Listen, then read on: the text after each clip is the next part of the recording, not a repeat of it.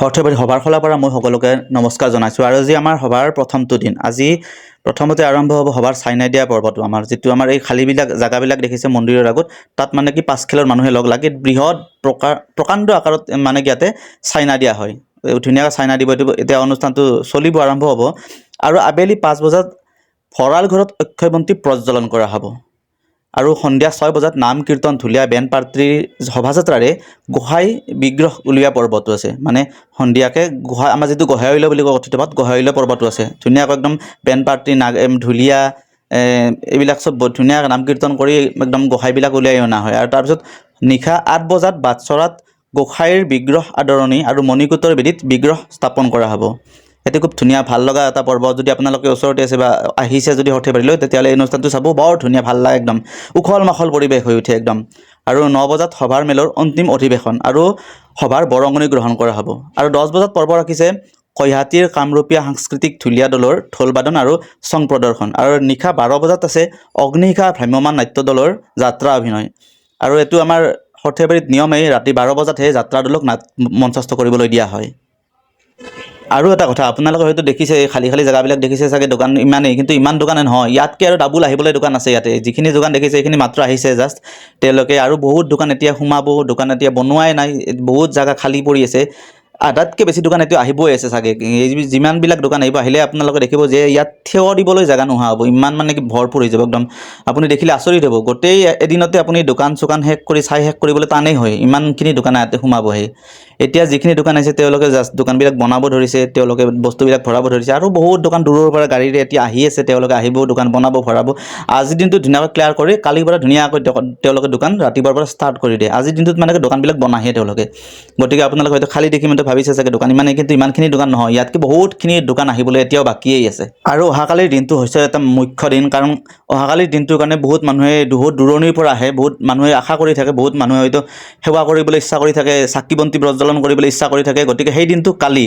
আৰু কালিৰ দিনটোত মই আপোনালোকৰ কাৰ্যসূচীখিনি অকণমান জনাই দিছোঁ। ৰাতিপুৱা 5 বজাত জগন্নাথ মন্দিৰ, মণিকূট আৰু বৰনামঘৰৰ দুৱাৰ মুকলি কৰা হ'ব। আৰু ভকতৰ প্ৰাত প্ৰসংগ, মানে ৰাতিপুৱাৰ যিটো প্ৰসংগ থাকে সেইটো আৰম্ভ কৰিব। আৰু 6 বজাত শ্ৰী শ্ৰী জগন্নাথ মন্দিৰ আৰু বৰনামঘৰৰ বাহিৰত যথাস্থানত বন্তি প্ৰজ্বলন কৰা হ'ব। আৰু যাত্ৰীৰ শ্ৰী শ্ৰী জগন্নাথ মহাপ্ৰভু আৰু মণিকূটৰ গোসাঁই বিগ্ৰহ সেৱা জনোৱা পৰ্ব আৰম্ভ কৰি দিব। মানে ৰাতিপুৱা তেতিয়াৰ পৰা আপোনালোকে মানে সেৱা কৰিবলৈ আৰম্ভ কৰিব পাৰিব। চাকি জ্বলাবলৈ ইচ্ছা কৰিছে, কিবা ধূপ জ্বলাবলৈ ইচ্ছা কৰে, বা কিবা যদি আপোনাৰ দিব লগা আছে, আপোনাৰ আগতে শৈ থোৱা বুলি কয়, যিটো আমাৰ দিম বুলি ভাবি থোৱা মনত থাকে, সেইবিলাক যদি দিবলৈ ইচ্ছা কৰে, দিবলৈ আৰম্ভ কৰিব পাৰিব। গতিকে ৰাতিপুৱা আপুনি 6 বজাৰ পৰা সেইটো পৰ্ব আৰম্ভ কৰি দিয়ে। আৰু 9 বজাত আপোনাৰ ভকতনিৰ প্ৰসংগ আছে, মানে ভকতনিৰ নাম যিটো কয়, আমাৰ ভকতনিৰ নাম আছে। আৰু 10 বজাত হোমযজ্ঞ, পূজা অৰ্চনা আৰু ভাগৱত পাঠ আৰম্ভ কৰিব। আৰু দুপৰীয়া 12 বজাত হোমযজ্ঞ, আৰু সেই মেইন বস্তুটো হৈছে হোম। আৰু বহুত মানুহে হোমৰ কাৰণে, সৰ্থেবাৰী হোমৰ কাৰণে বহুত মানুহে ৰখি থাকে, হোমত সেৱা ল'বলৈ ৰখি থাকে, বহুতে হোমত প্ৰসাদ ল'বলৈ ৰখি থাকে। বহুত মানুহে বিশ্বাস কৰে। গতিকে আপোনালোকে যদি আহিব বিচাৰিছে, কালি আহিব পাৰে, মাজবি আহিবই। বহুত ধুনীয়া দিন, আৰু মনটো সঁচাকৈ ভাল লাগে। হোমত উপস্থিত থাকে কিবা এটা ভাল লাগি যায়, নিজৰে মনটো কিবা ফৰকাল লাগি যায়। গতিকে আপোনালোকে দেৰি নকৰিব, কাইলৈ নিশ্চয় আহিব পাৰিব। আৰু দুপৰীয়া হোম হোৱাৰ পিছতে আপোনাৰ 5 বজাত কৈহাটীৰ কামৰূপীয়া ঢুলীয়া প্ৰদৰ্শন আছে, ঢোল বাদন আছে, চং প্ৰদৰ্শন কৰা হ'ব। আৰু তেনেকৈ বহুত ধুনীয়া অনুষ্ঠান চলি থাকিব, ৰাতিলৈকে যাত্ৰা দলো থাকিব। গতিকে আপোনালোকে কালি দিনটো সুন্দৰভাৱে উপভোগ কৰিব পাৰিব। ৰ'ব, যাত্ৰা দলটোৰ কথাই ক'লোঁ। যাত্ৰা দলটো ডিটেইলছটো কোৱা নাই।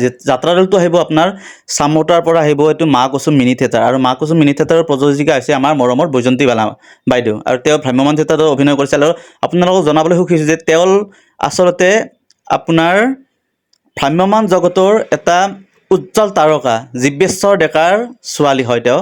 আৰু তেওঁ নিজেও ভ্ৰাম্যমাণ থিয়েটাৰৰ অভিনেত্ৰী, এটা ভাল অভিনেত্ৰী আছিল। আৰু তেওঁৰ সুপুত্ৰ তেওঁ ভাল থিয়েটাৰৰ অভিনেতা আছিলে। তেওঁলোকে নিজাকৈ এটি যাত্ৰা দলটো খুলিছে, তেওঁলোকে যাত্ৰা দলটো আৰম্ভ কৰিছে। আৰু মই তাক পাইছোঁ, কাৰণ মই ভ্ৰাম্যমাণ থিয়েটাৰত থাকোঁতে বাইদেউৰ লগত কামো কৰিছিলোঁ। খুব ধুনীয়া, ভাল এটা টেলেণ্টেড অভিনেত্ৰী তেওঁ। গতিকে যদি আপোনালোকে চাবলৈ ইচ্ছা কৰিছে, গতিকে কালি চাব পাৰিব মা কুসুম মিনি থিয়েটাৰ। গতিকে আপোনালোকে চাবলৈ আহিব। ৰাতি 12 বজাত আৰম্ভ কৰিব, টাইমটো 12 বজাত থাকেই সদায়। আমাৰ যিয়ে নহওক, ৰাতি 12 বজাতো টাইম আমাৰ ফিক্স সৰ্থেবাৰী সভাৰ। গতিকে 12 বজাতে নাটক আৰম্ভ কৰিবলৈ দিয়া হয়। গতিকে যদি আপোনালোকে চাম বুলি ভাবিছে চাবলৈ আহিব পাৰিব। ৰ'ব আৰু এটা কথা ক'ব পাৰিছোঁ, আপোনালোকে পাণ চান খাই সভাৰ খলত আহি যদি পাণ চান খাই ভাল পায় তেতিয়াহ'লে আপোনালোকে এইবাৰ পাণ খাবলৈ আহিব পাৰিব।